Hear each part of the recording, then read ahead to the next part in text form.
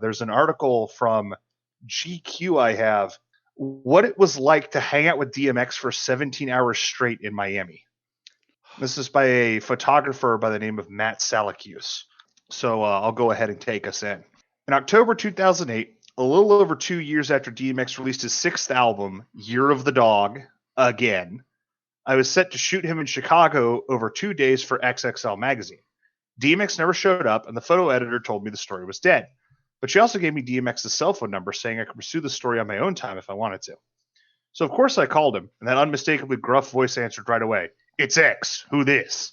I told him I still wanted to shoot the story. He said we could do it tomorrow in Miami. My confidence in that happening was not high, so I appealed to DMX's sympathy and told him I was doing the story out of my own pocket now. His tone immediately changed, and he offered to pick me up at the airport. That didn't happen, so I rented a car and drove to his hotel. My plan was to hang out with X as long as he wanted to. What I didn't know is that he'd been cooped up in a hotel room with the mother of his 2-week-old daughter.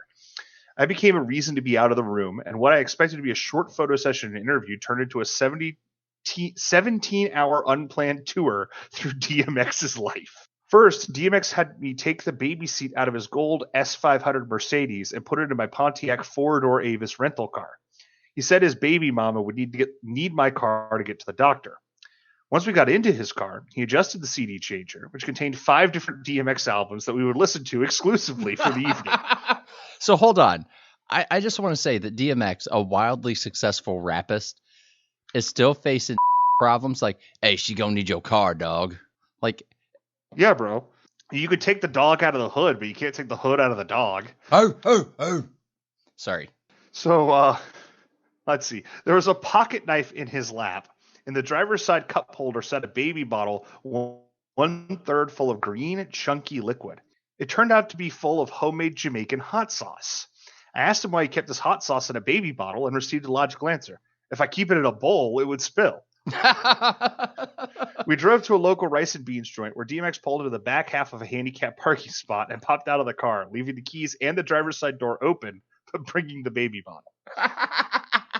We sat down at the counter and X ordered a bowl of chicken soup, which took some time to arrive. This gave me an opportunity to ask him about the infamous impression Cat Williams does of DMX at dinner.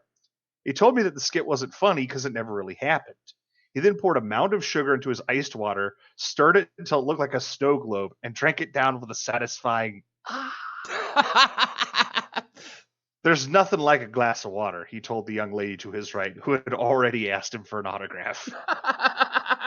DMX's new friend joined our party, and after a 2 p.m. stop at one Miami nightclub, she suggested we go to the mega club Nikki Beach, which had recently installed a makeshift recording studio. The young lady started playing the guitar while X did his earnest best to vibe with it, throwing out "what" and "yeah" intermittently. Then he said to the guy at the mixing board, "Hit me with that 808 boom boom bop." What he got back were plinks and plunks on a tinny keyboard, so he went back to his car for some beats he could really work with, and got to work, sweating from the top of his head and wiping it down.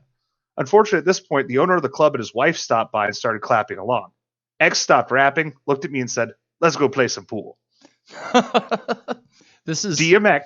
This is a wild ride, and we're only halfway done. God bless this man. DMX was very good at pool. We played 3 games, and he won all 3, despite barely paying attention for a stretch when a patron played "What These Bitches Want," and X rapped like he was at Madison Square Garden. Riding in a car with him was intense. At one point, the mother of his child called, and a heated argument ensued. After swerving into occupied lanes, slipping through tiny gaps, and driving the wrong way down a one-way street, he tried to recenter himself by reciting Prayer 4 from the Great Depression album. We stopped at a local bar for a drink, where an off-duty police sergeant greeted us at the door and slipped DMX a CD of a Christian vocalist from his church, which DMX was courteous enough to take back to his car for a listen. As we sat at the bar, he sipped Hennessy straight while talking on the phone to his spiritual advisor. "I'm a jewel of God. That is why the devil works so hard on me. I am a servant because I am God's blessing," he told the person on the phone. He told the person on the phone that it is going to be all right. He just touched me. By now, it was 12:30 a.m. After a stop at a Western Union, DMX lit up a cigarette and stared out the front window. "Let's go meet some people," he announced. We drove for 15 minutes and pulled off at the exit for the city of Opelika, one of the rougher neighborhoods in South Florida. We pulled up to a corner store and he jumped out, leaving the car running and the door open. I grabbed the key and locked the doors, and as I walked into the store, 3 teenage boys in a pickup truck asked me, "Where the money at? We know there's money in that trunk." They followed me in and directed the same question at DMX. He looked at the kids and said, I was just about to rob you. As we got back in the car, X told me that in order to speak to the people, you must walk with the people. Okay, that's actually some really good advice right there. Yes. Like, we drove around.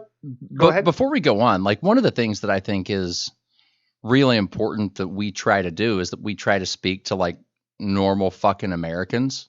And I think one of the reasons that we're able to do that is, well, one, we're pretty damn normal and we work with the kind of people we want to reach. You know what I mean? Yeah, exactly. And that's one of the things, like, you know, X might be batshit crazy, but he really did try. Yeah. We drove around the block to a two-story project where 30 people of all ages were sitting out in chairs and chilling. DMX sped up and pulled to a screeching stop just feet from some guy sitting on a large blue cooler, then popped out of the car going, "Arf! What's up? What's up?" and throwing his hands up in the air. Confusion quickly turned to adulation as people surrounded him for hugs and autographs. As quickly as we had arrived, we were back on 95 headed for South Beach. X put the hammer down to 140 miles per hour. I clicked my seatbelt in. That thing's more likely to kill you than it is to save your life, he offered. I asked why. Because if I roll this thing, you might not be able to get out. Adding that the buckle might melt and I wouldn't be able to get it undone. Jeez. That also might be good advice at 140 miles per hour. The night ended after police chased us across a causeway and DMX escaped them by exiting into a parking lot where we sat for the next 2 hours talking about hip-hop and my New Balance shoes, which DMX found to be highly amusing. DMX reminded me of Buns, the character he played in Belly. He was a man with no respect for the law, but who wanted to be pious. A man who confronted his demons, but had yet to conquer them. I have a lot of respect for that. Yeah. I mean, that's DMX in a nutshell. Like, we can look at this and we can be like, look, a lot of this is dumb. I'm not going to doubt it. But there's still something in it that feels wholesome in spite of all of that. The dude did work, man.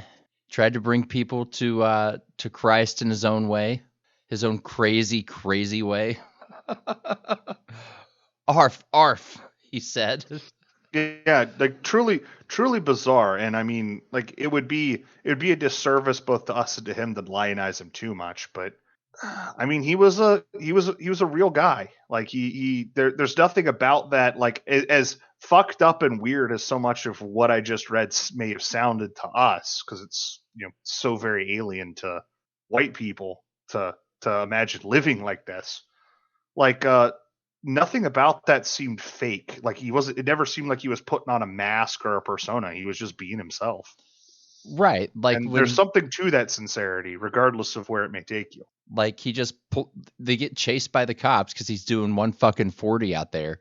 And then he just whips it off the expressway where, like, you know, I feel like most of us in that situation would be pretty amped up. Now, X, we're just going to chill, talk about hip hop for a little while. And we'll just hang out here. Cops won't be able to find us. It'll be fine. Yeah, it's cool. Just relax. And fucking sure as hell, somehow it worked. You know, Lord watches out for babes and fools, man.